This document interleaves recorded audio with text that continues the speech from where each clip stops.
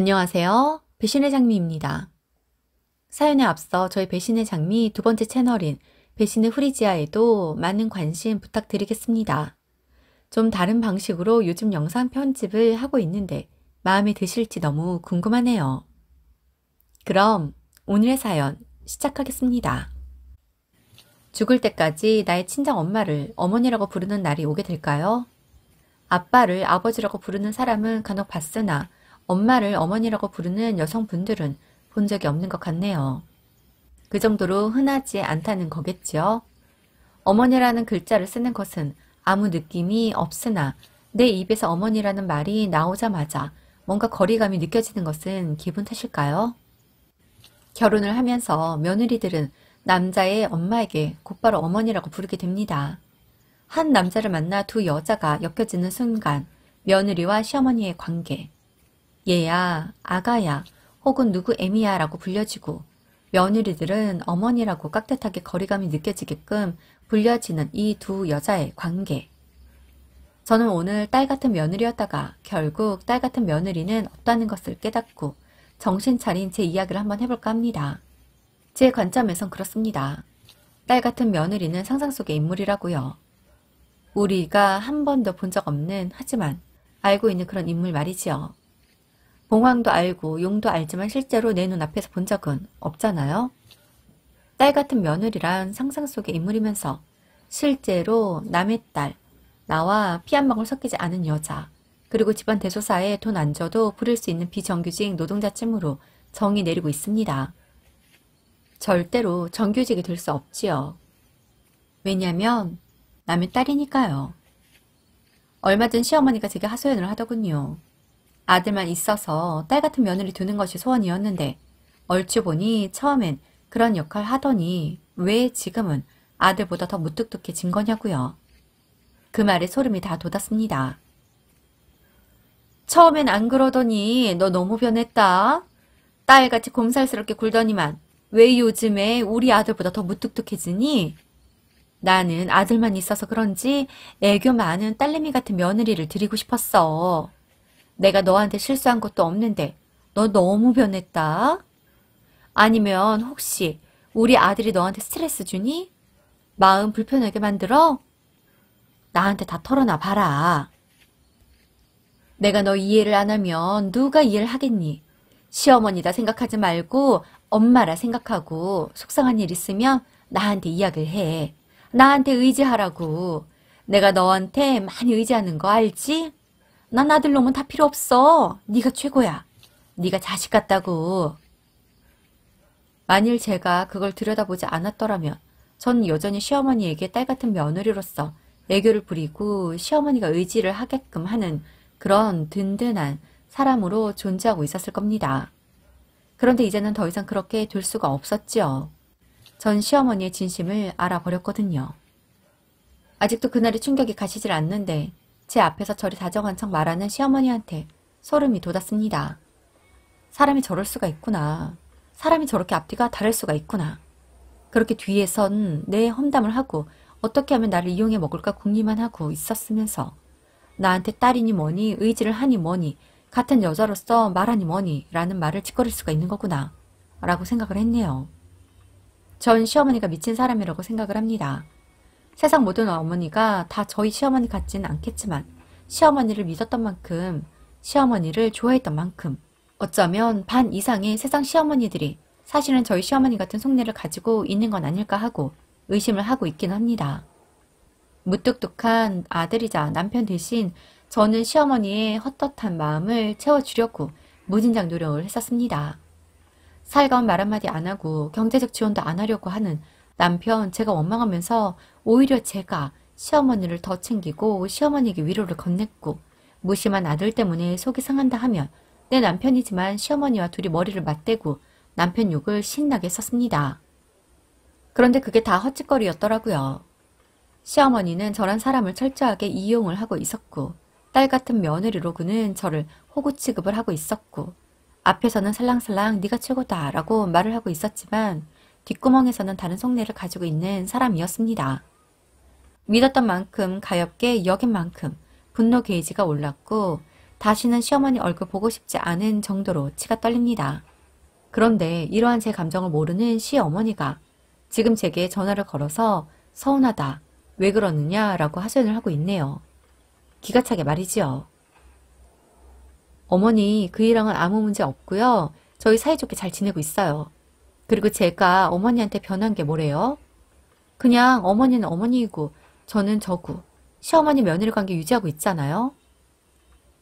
이것 봐, 이것 봐. 너 지금 문제 있어. 그놈의 새끼가 혹시 너 속상하게 했니? 말투에서 딱 느껴지는데 나한테 말해봐. 내가 그놈 꼭 혼내줄게. 우리 며느리 속상하게 하면 안 되지. 절대로 안 되지. 우리 착한 며느리 마음 상하게 하면 절대로 안 되는 거지. 아이, 감히 우리 며느리 마음을 누가 불편하게 만들었어? 내가 혼내줄게. 얼른 말해봐. 시어머니는 모르고 있었지요. 제가 지금 마음 불편한 이유가 다 당신 때문이라는 것을요. 그런데 저는 더 소름이 돋았던 것, 지금도 여전히 우리 며느리 하면서 저를 엄청 생각해 주는 척하고 있는 시어머니의 말이었습니다. 얼마 전이었습니다. 단 한 번도 연애를 할 적에도 의심해 본 적 없었던 서로의 프라이버시인 저는 남편의 카톡을 열어보았습니다. 서로 보지 않을 것을 잘 알기에 잠금장치 알려줄 이유는 없었지만 그렇다고 알려주지 않을 이유도 없는 그런 경우였었습니다. 제 주식 계좌를 남편 핸드폰에서도 볼 수 있기에 잠금장치 풀어 남편 핸드폰으로 보기도 했었지요. 그런데 그날따라 남편의 카톡이 문득 궁금한 겁니다. 남편의 외도나 그런 걸 의심해서가 아니라 솔직히 남편과 시어머니 대화가 궁금했었거든요. 무뚝뚝한 남편인데 정말 카톡으로도 그런 걸까? 만일 그렇다고 하면 내가 시어머니한테 더 잘해야지. 아니면 남편 절대로 고칠 인간 아니지만 고치게끔 노력이라도 하게 잔소리 좀 해야지 하고 생각을 했었거든요. 정말 그래서 열어보았습니다. 시어머니 항상 정없게 말하는 남편 때문에 속이 상하다고 하소연을 했었으니까요. 그런데 그 카톡 안에 정말 남편은 무심했고 무뚝뚝했습니다. 모든 말은 단아가로 끝이 났고 사무적인 카톡보다 훨씬 더 사무적인 느낌이 났습니다. 그 카톡만 보면 엄마와 아들의 관계라고 볼 수 없을 정도로 정도 없고 사랑도 없고 암튼 그런 식이었지요. 그런데 시어머니 말이 정말 다 이상했습니다. 제가 지금까지 알고 있는 시어머니가 맞나 싶을 정도로 남편에게 보낸 시어머니의 카톡은 충격, 소름 그 자체였었지요.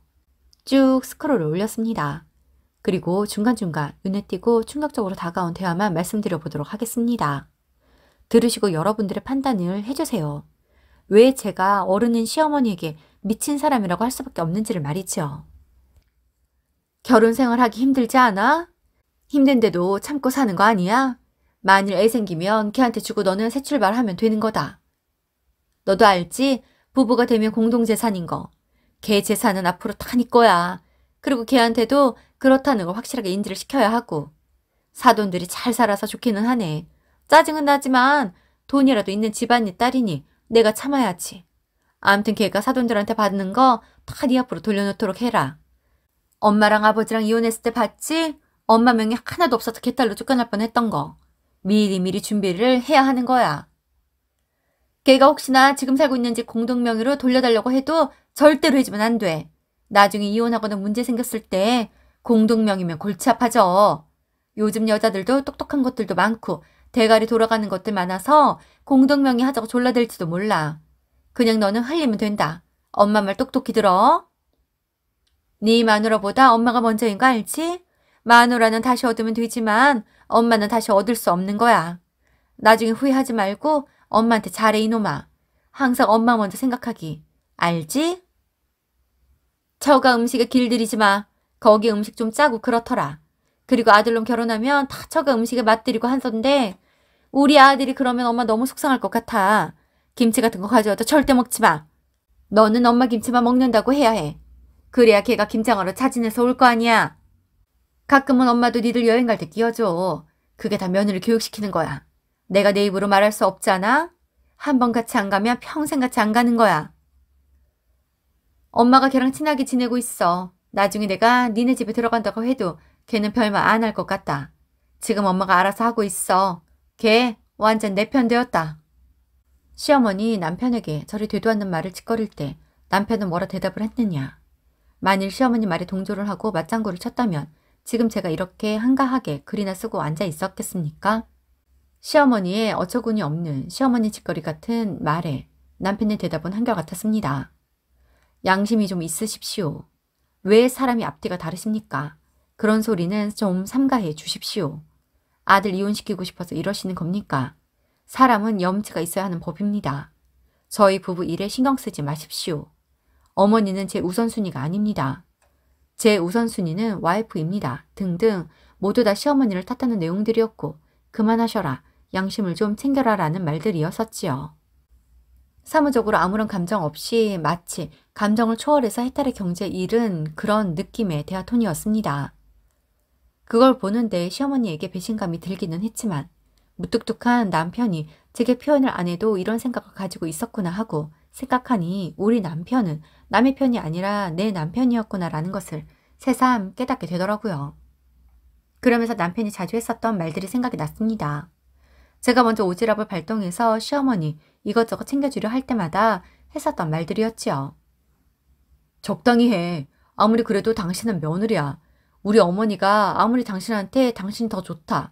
딸 같다 말해도 세상의 모든 엄마들은 아들이 최고야.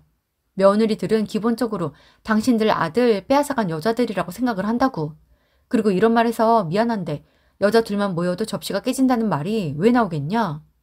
어머니한테 잘하려고 하는 건 좋은데 그냥 적당히 해. 난 절대로 당신이 우리 어머니한테 더 잘하기를 바라는 사람이 아니야. 나도 장인어른 장모님한테 그렇게 잘하는 사이가 아닌데 당신이 우리 엄마한테 잘하면 내가 할 일을 못하고 있는 것 같잖아. 그러니까 우리 적당히만 하자. 남편은 자기 엄마이니까 성향을 알고 있었고 그리고 그런 카톡을 받아왔으니 그간 시어머니를 향한 저의 행동들을 제지하려고 했었던 거였습니다. 그런데 시어머니는 제 앞에서 살갑게 구는 척하면서 생각하는 척하면서 다 털어놓으라고 저를 설득하고 있었고요. 사람이 어떤 마음을 먹으면 저럴 수가 있는 거죠. 그리고 무슨 부귀영화를 누리겠다고 한 사람에게 앞에선 이렇게 행동을 하고 뒤에서는 또 완전 반대 행동을 하고 있는 거지요. 이해할 수도 없고 사실 이해하고 싶지도 않은 시어머니의 모습이었습니다. 시어머니는 아무것도 모르니 의기소침해 있는 제게 계속 그랬어요. 믿을 사람은 자기밖에 더 있겠느냐고. 얼른 말을 해보라고. 미친이라는 말이 입 밖으로 나올 뻔한 걸 꾹 참고 있는데 남편보다 자기를 더 의지하고 살아야 한다는 그 말에 결국 저도 터져버렸습니다. 어머니, 제가 의지하고 살아야 할 사람은 바로 그이죠. 그 일을 더 믿어야지 어머니를 더 믿으라는 말은 좀 어폐가 있는 거죠. 너 정말 왜 그러니? 우리 잘 지냈었잖아. 그런데 갑자기 왜 이렇게 나한테 차갑게 굴어? 혹시 나한테 서운한 거 있니? 서운한 거요? 그런 게 어디 있어요? 다만 그냥 그런 생각이 들어서요. 시어머니는 어쩔 수 없는 시어머니다. 시자는 어쩔 수 없는 시자다. 딸 같은 며느리란 말은 성립이 될 수 없다라는 말이다. 그리고 살가운 며느리, 딸 같은 며느리 말하는데 어머니, 그게 무뚝뚝한 거 아시지 않아요? 저희 엄마 아버지도 살가운 아들 같은 사이 원했었는데 살가움하고는 완전 거리 있는 그 일을 사유로 들였어도 한 번 서운하다 하신 적 없어요. 왜 시어머니들만 며느리들한테 딸 같아 지라고 할 수가 있는 건지. 정말 어머니가 저를 딸로 생각했다면 그런 식으로 뒤에서 제 이야기를 했을까요? 어머니, 저희 엄마 김치 안 담그세요. 그러니까 어머니 김치만 먹게 될 거고요. 그리고 저는 전혀 생각 안 하고 있었는데 돈이 좀 들어도 이 집 공동명의 바꾸자고 해야 할 것 같네요. 나중에 이혼하는 순간이 와도 복잡해지게 말이지요. 그리고 부부 공동재산인 건 저도 잘 아는데 그럼 그이 돈도 제 것이 되는 거예요. 제 돈만 어머니 아들 것이 되는 게 아니라요. 그래서 저도 이제는 좀 욕심을 내보려고요. 그이 재산에 대해서 말이죠. 이번 달부터 그이 월급 제가 관리하겠다고 하려고요. 그동안은 따로 관리했었는데 아무래도 가계부 쓰는 여자가 가계 경제 운영하는 게 더 낫지 않겠어요? 더는 구질구질하게 말 안 할게요. 그러니 제게 왜 그러느냐, 무슨 일 있느냐 물어보지 마세요. 지금 제가 이러는 거 그 누구보다 어머니가 가장 잘 아셔야 하는 거잖아요? 뒤에서 험담하는 거 초등학생 때나 그런 줄 알았는데 성인이 돼도 그런 짓 하는 사람이 있기는 하네요. 어머니, 좀 너무 유치하지 않아요? 어머니가 뭐라고? 시어머니가 무슨 그리 대수라고. 제대로 실수하신 겁니다.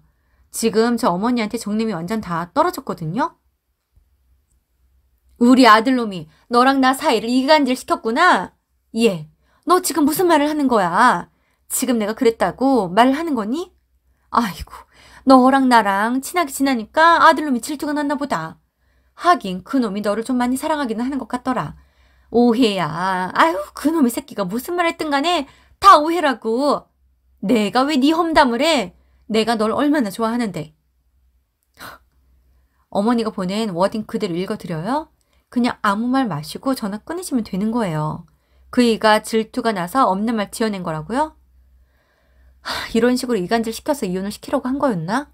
전 어머니의 그런 행동 그리고 그런 카톡 미친 짓이라고 생각해요. 어머니한테 이런 말해서 미안하지만 정상적이지 않은 거라고 생각한다고요. 어리면 가정교육 다시 받고 오라고 하겠는데 다 큰 어른이니 그 말은 못하겠고 며느리한테 더 험한 말 듣기 전에 그냥 이쯤에서 그만하시죠. 비정규직 노동자인 며느리 노릇은 이제 그만하고 싶거든요. 전 저희 어머니를 정말 싫어하게 되었습니다. 시어머니란 말만 들어도 소름이 돋아요. 그리고 세상에 시어머니란 사람들 다 저럴 것만 같습니다. 그만큼 시어머니를 믿었었고 따랐었고 우리 엄마처럼 내 부모님 대하는 것처럼 진심을 다했었는데 사람 농락하는 것도 아니고 다 큰 사람이 무슨 짓거리인지 저희 시어머니는 미친 사람입니다. 미친 사람하고는 상종하지 않는 게 당연한 것 아니겠습니까? 굳이 남편에게 말할 이유 없고 원래 시어머니와 적당하게 거리를 유지했으면 하는 사람이었기에 시어머니 나 몰라라 해도 문제될 건 전혀 없을 것 같습니다. 그리고 그동안 남편도 골칫게나 아팠을 것 같긴 하더라고요. 시어머니 저런 속내에 자기는 아들이니까 저한테 말도 못하고 있는데 저는 덜 떨어진 애처럼 헤헤호호 거리면 어머니가 좋아, 어머니한테 딸처럼 굴 거야 하면서 등신짓을 하고 있었으니까요. 참 이렇게 큰 배신감 들었던 건 살면서 처음인 것 같습니다. 지금까지 들어주셔서 진심으로 감사합니다. 이상 배신의 장미였습니다.